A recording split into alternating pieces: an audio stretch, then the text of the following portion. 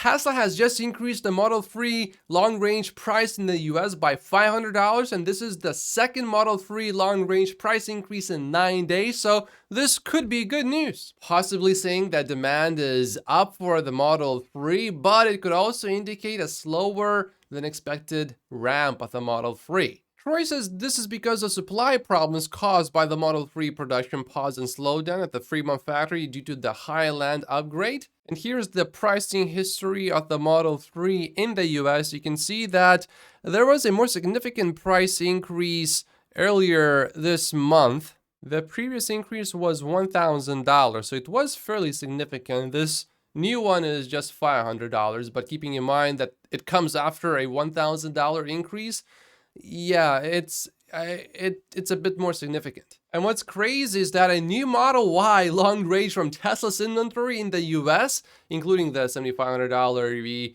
tax credit, is now about $10,000 less expensive than a new Model 3 long range. And yet Tesla increased the price even more today anyway. I have not driven the new Model 3 yet. I'm going to try to do that today actually. But from everything I've heard about the Model 3, the new one, it seems to be quite a bit better than the Model Y, as long as you don't mind it being a sedan and not an SUV. So yeah, it's a better car, probably. But is it $10,000 better? I'm not sure about that. Also, estimated delivery days for new Model 3 long-range orders in the US have changed to April to May. This change comes just 2 weeks after a change to March, April.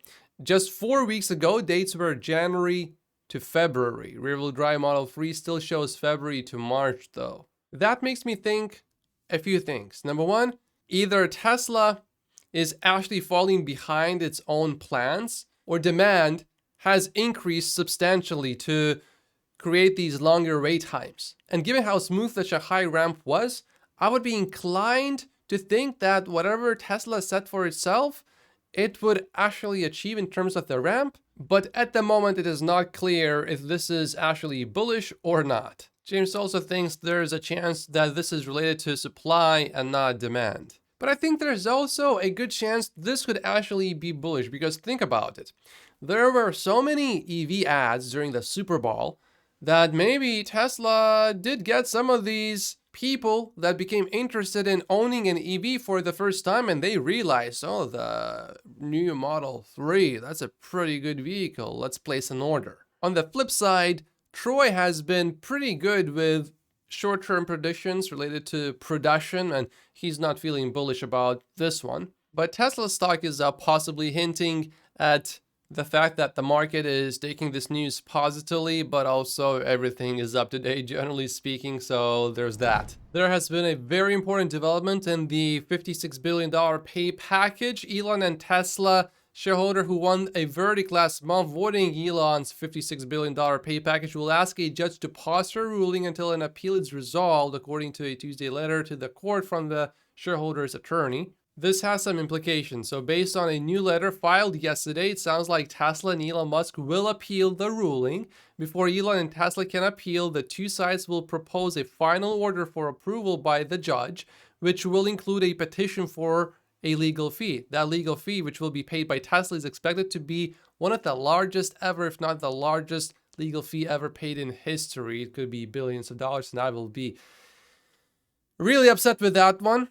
Tesla will likely oppose it, and hopefully Tesla wins. The fee petition is expected to be filed by March 1st. If that's approved, Elon would have 60 days to file an appeal with the Delaware Supreme Court, and the appeal is going to take 6 months to resolve. So this is going to take quite a while. Here's some good Tesla stock news from Sweden. The labor union in Sweden, IF Metal, today said it would permit its mechanics to fix some Tesla cars at independent workshops during a 10-week period, exempting them from a strike that has targeted the electric vehicle makers since October. So it seems to me that the union is losing here.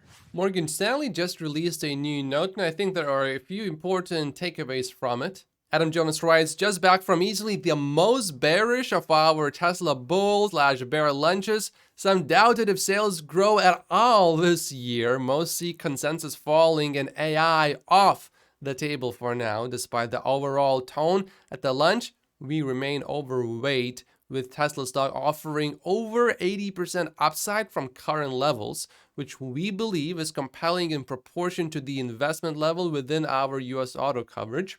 Separately, our perception survey revealed rather mixed opinions on Tesla's brand. From our read of the room, it seemed that everyone felt the stock would underperform over 6 months. Almost everyone felt the stock would underperform over 12 months. We acknowledge 2024 will be a challenging year for the global auto industry, which is reflected in our estimates.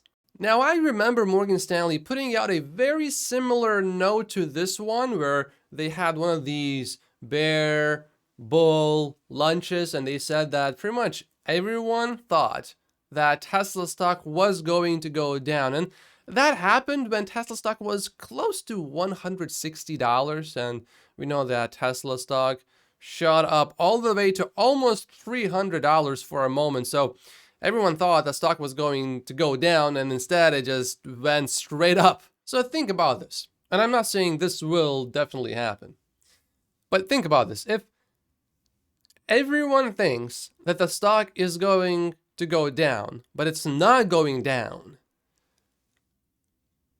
who else is going to sell the stock? Because someone has to sell for the stock to go down.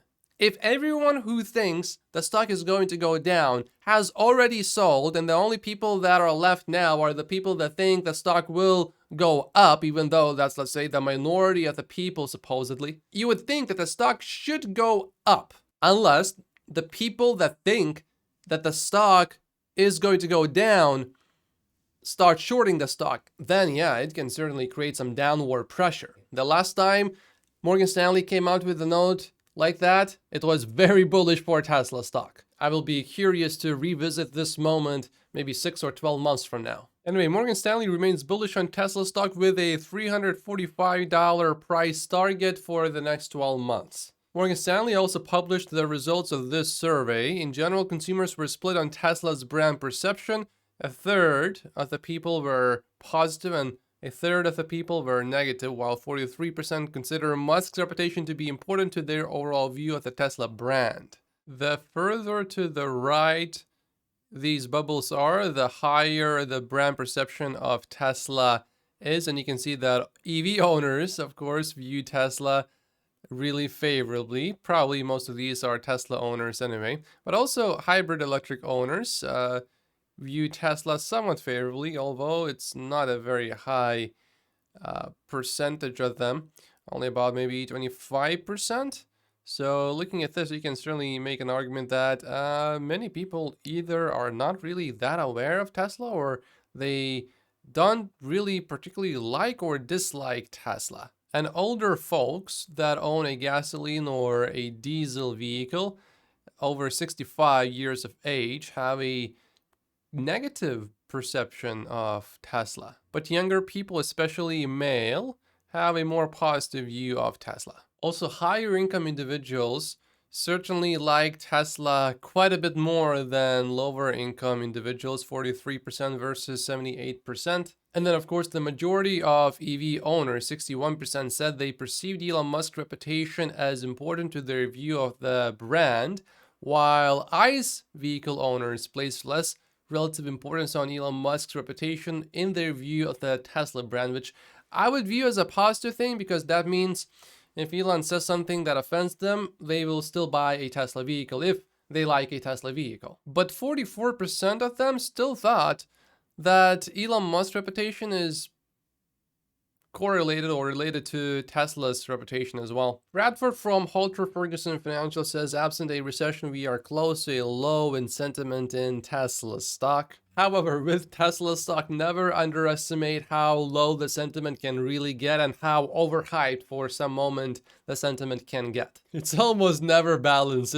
We are always on one or the other extreme. And if you are a long-term investor, it's just important to not get caught up in the hype or the FUD. Tesla made a slight change to its website. Instead of just saying Model 3 on its website, it says brand new Model 3 on the website, which I view it as a good thing. Seems like Tesla is tinkering with the website a little bit.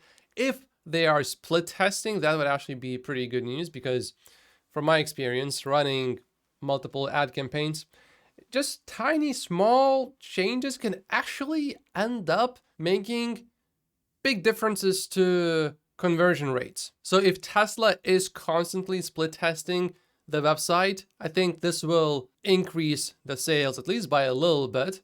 And if it is not doing that yet, if it starts doing that, I will certainly view that as bullish. This possibly could be fairly big news for Tesla. Andrej Karpathy, who used to lead Tesla's FSD team, has just left OpenAI.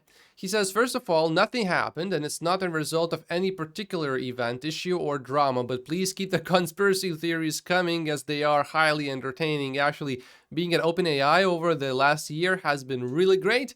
The team is really strong, the people are wonderful, and the roadmap is very exciting. And I think we all have a lot to look forward to. My immediate plan is to work on my personal projects and see what happens. Those of you who have followed me for a while may have a sense for what that might look like. I certainly have some suspicions that really nothing happened.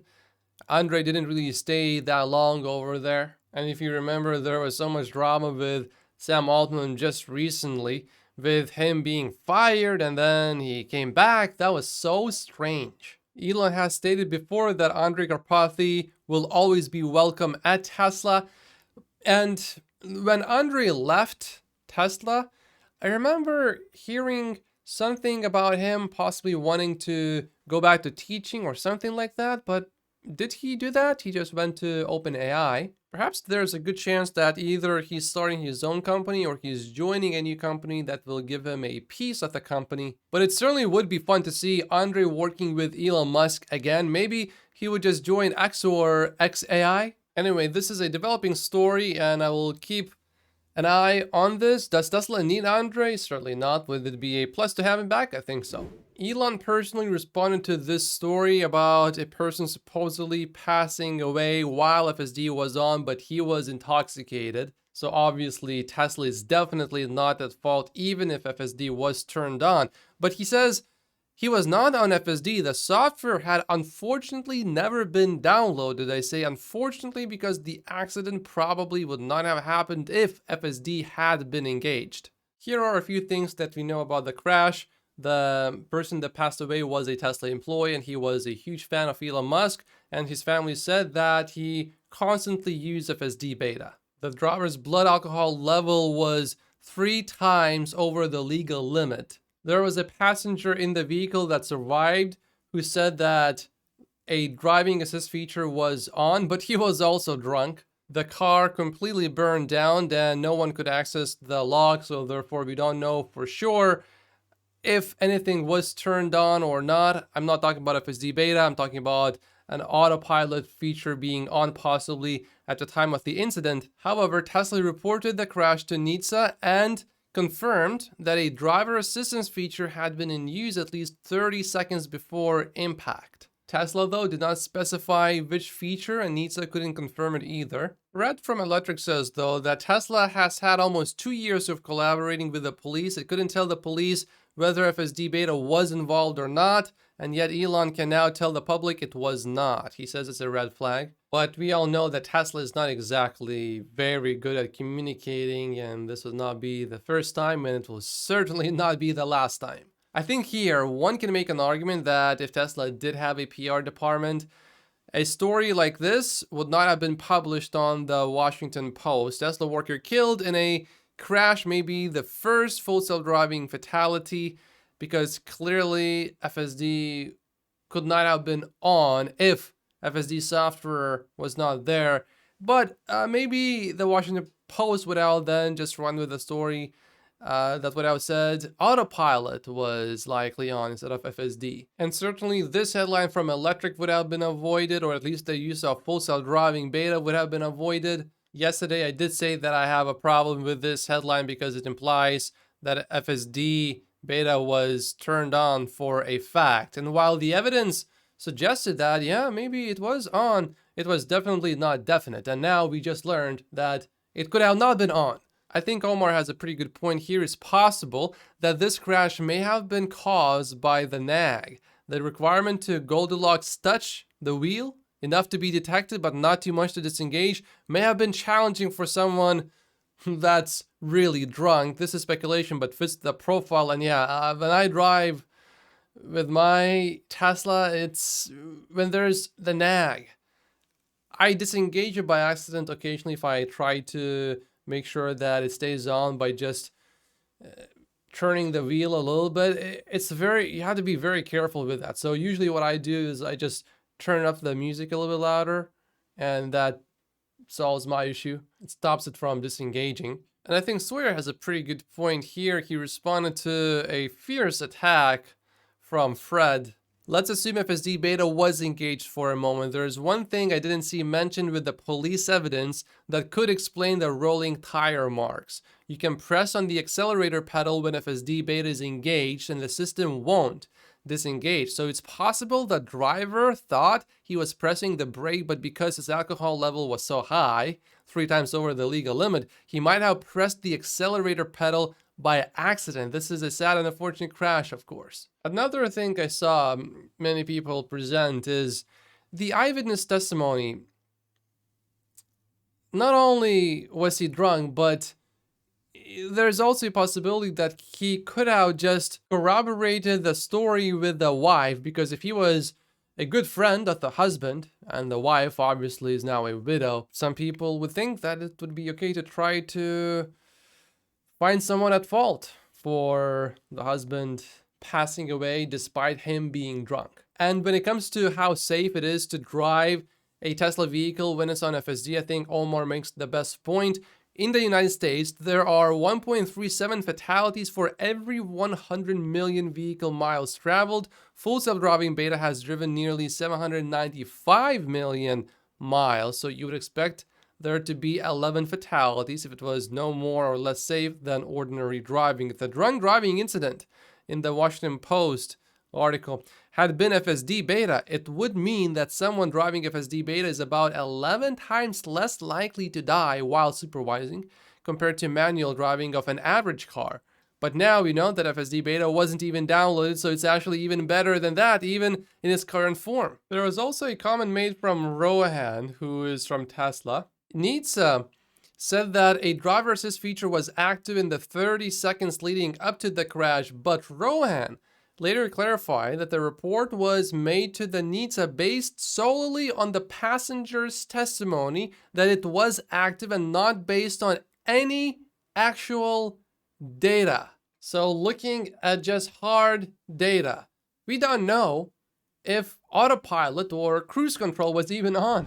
There are reports of some rust appearing on Cybertrucks. You can see the spots here. The customer said, I picked it up in Dublin, California yesterday, and it was raining. I drove it up to Sacramento, and there's a bunch of tiny orange specks and a few water spots. As of now, we don't know for sure exactly what it is, but there's speculation that it might not be rust. It might be instead pollen or rail shavings from train tracks, or that the rust might be caused by carbon shavings in the factory. In this case, seems like Tesla will take care of the issue for the customer. And it seems like there was at least one more case like this one earlier. Dylan covered this story on his channel. I'm reading through some of the comments. I found this one. I'm a metallurgist working in the foundry industry for 40 years. Rust specks on stainless steel parts open to the atmosphere are predominantly caused by airborne iron particles from automotive car brakes.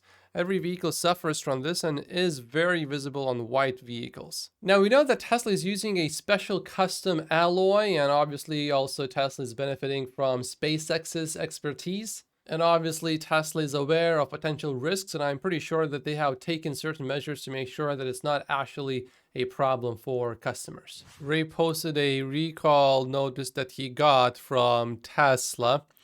And it's embarrassing that NHTSA requires Tesla to send these letters to people, actual physical letters. I think they should only do it if people need to come for actual physical service. This is such a waste. It's especially ridiculous to receive a notice like that after Tesla already deployed an over-the-air software update. So you get this notice from Nitsa that there's an issue, but the issue has already been fixed. I did my first ever Tesla live stream on the other channel. I had a tiny technical glitch where I thought I went live for about 10 minutes. I went through the whole thing, and then I realized even though my software said I was live, I had to click one more button to actually go live. So then I did everything again. I think everything went fairly smoothly, technically speaking, once I was actually live. So I'm going to do another one tomorrow and on Friday, and next week probably as well, multiple live streams. I'll just see how it goes. If you don't want to miss those, then make sure to click on the link below to subscribe to this other channel, to the Clips channel, which is where I'm going to be putting these live streams on. I will probably change the thumbnail color a little bit, and the words recorded live, I should probably change those to red just to make it more obvious that it was recorded live. So if you guys ever see this pop up in your YouTube feed, it's not difficult to tell whether it was a live stream, because the live stream obviously is not going to be polished and it's going to have ums and us and pauses and screen switches. But if you do want to see the biggest Tesla news stories earlier, then make sure to subscribe so that you don't miss these live streams. Thank you so much for watching, and make sure to like and subscribe if you haven't yet. Liking the video really helps with the YouTube algorithm, so I really appreciate all of you guys who like every single video, because that helps a lot. So thank you so much for that, and I will see you in tomorrow's episode.